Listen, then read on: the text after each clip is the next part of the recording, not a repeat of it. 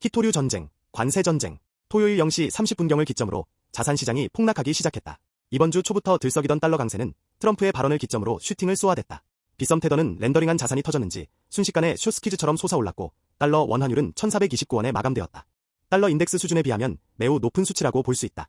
여기서 한 가지 더 살펴볼 것은 미국의 국채금리는 오히려 하락했다는 것이다. 유동성 이슈는 계속 이야기를 했었는데 불과 하루 전 발표된 연준의 지중금 잔액은 조금 늘어 있었다. 트리거가 된 내용은 트럼프의 히토류 전쟁, 관세 전쟁. 히토류, 레어 어수 요소는 반도체, 전기차 모터, 군사 장비 등의 필수 소재.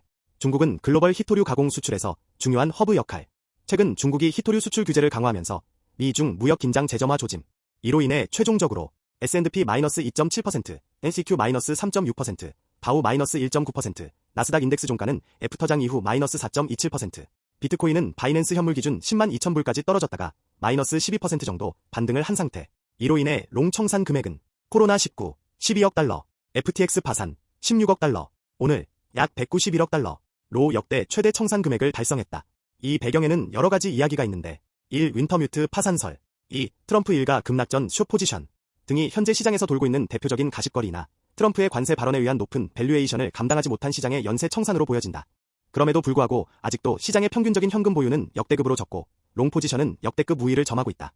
개인적으로는 트럼프가 노벨 평화상에서 탈락해서 이제 얌전히 있을 필요가 없어져서 그런 게 아닌가 하는 생각도 있기는 하다. 어찌되었든 시장에는 여전히 자금이 많고 이와 반대로 유동성을 풀 수 있는 자금 한 곳은 완전히 말라버린 상태에 가깝다. 게다가 언론에서도 쉬쉬하는 내용 중 하나인 자동차 모기지인데 미국 가계는 자동차 대출 잔액이 약 1.66조 달러 정도. 연방준비은행 NY 패드 보고서 보면 모기지, 학자금 대출 등이 지연율 상승한다는 지표 변화 속에서 자동차 대출 연체율도 상승세임. 특히 서브프라임 또는 준계층에서 연체율 상승이 더 가파름. 자동차가 반드시 필요한 미국 특성상 이는 또 하나의 위험 트리거가 될 수 있다. 실제로 자동차 대출 회사 중 하나인 트라이컬러 홀딩즈는 9월 10일 챕터 7 파산을 신청했다. 정리. 어쨌든 시장이 이와 같은 혼란을 겪은 뒤 어느 정도 정돈이 될 때까지 시간이 필요해 보인다.